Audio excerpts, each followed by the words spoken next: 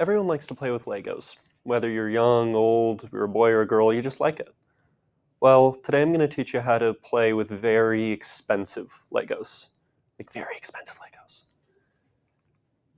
We're going to learn how to build ourselves a gaming computer. The parts that we're going to be using are an Intel 10700 with a fractal Celsius 240 milliliter radiator in order to cool it. We have an Asus RTX 3070, which I brought the box for today. Sadly, the school doesn't trust me with $1,500 worth of parts, so I can't bring everything, just the box. We have Kingston Fury Renegade memory sticks. We have 4 sticks, 8 gigabytes each.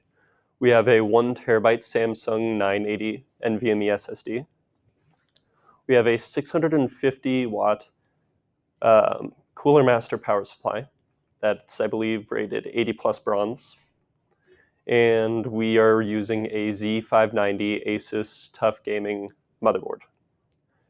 So the first thing that we're going to be doing is preparing memory. It's easy to do. We just look in the top right corner of our board. We find these 4 little sticks. We take the little latches here and here, and we just pull them out. On the A2 and B2 are the main ones that we're going to be using, or slots 2 and 4. If we use the other ones, it might not work because we're taking advantage of a thing called dual channel memory. So most motherboards, you'll have to do slots 2 and 4 first. We don't have to worry about that though because we have 4 sticks, adding up to 32 total gigabytes. Next, we're going to be putting in our CPU. Right here, we have a little latch on the motherboard. Just gotta slide that open, move that out of the way. If you look right there in the corners, there's little indicators that should line up to one another. That's how you tell what direction to put the CPU in as. And then you just put it in, and then you slide the latch over it and close.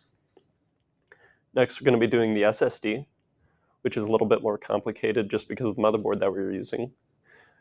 But it's still pretty simple. Just unscrewing the little latches there, or unscrewing little screws there, holding the cover. Then we have to put in a standoff sometimes. Most of the time you won't have to do that. Then you just got to screw the M.2 NVMe drive down. And we have a little heatsink for it. So we're going to peel off the little tape over the heatsink, and then we're just going to put that right back down on top of it. But before we go on to our next steps, let's put on our cooler backplate because it's easier to do it sooner rather than later. It's just sliding that little thing in right there. Next, we're going to put the motherboard in the case itself. So we have 13, I believe, little standoff screws. I marked out each one for you, and then you just screw the motherboard in there.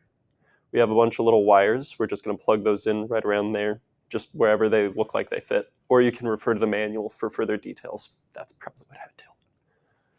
Next, we're going to do this power supply.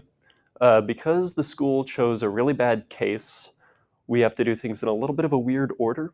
So that's why I'm skipping between different steps. So I'm installing the power supply next. We have to plug in the PCIe power connector because it is a modular power supply. That means not all the cables are plugged in at all times. You need to plug some in manually because that helps get rid of clutter. All you really have to do is slide everything into that little bit in the bottom right-hand corner of the case. Take that bracket, mount it, and then the power supply is in there and good to go. Then you just have to plug in the little pieces, putting them through the grommets in the case itself, and just slide all the cables that you'll need through. Then we're going to be working with the cooler. We have to plug these little standoffs in over the CPU. We have to screw them in, just like we did on the motherboard, but that's going to help fit the cooler on. We're going to screw the cooler in, kind of like that X pattern that Joe was talking about with his speech for changing a tire. You just got to do it in an X pattern to apply even pressure all the way around. Then just screw it in up top in those spots. Just try to keep it secure. Next, we're going to be installing the graphics card. This is going to be the final major component, and also the most expensive one, the one that you'll be spending the most on because it's the most important. All you have to do is take out these little PCIe covers to make sure that there's room for the I/O, the input, output, the source, HDMI, whatever.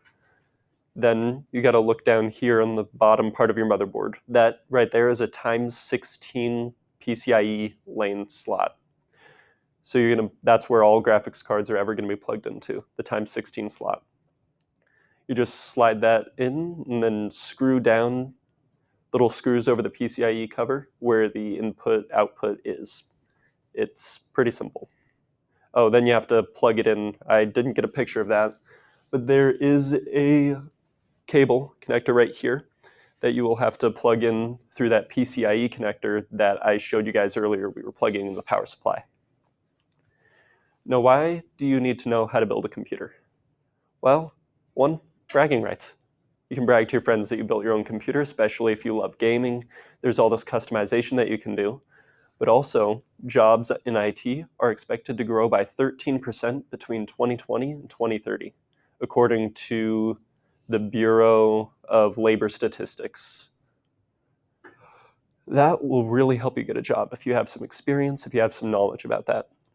And most salaries, I didn't write it down there, but most salaries are above $40,000, around $60,000 per year. And then last but not least, if you know what's in your system, you know how to replace it. You know how to fix what's wrong. It just makes it easier. You know what you're getting yourself into. You know what you have. Thank you for listening to my speech.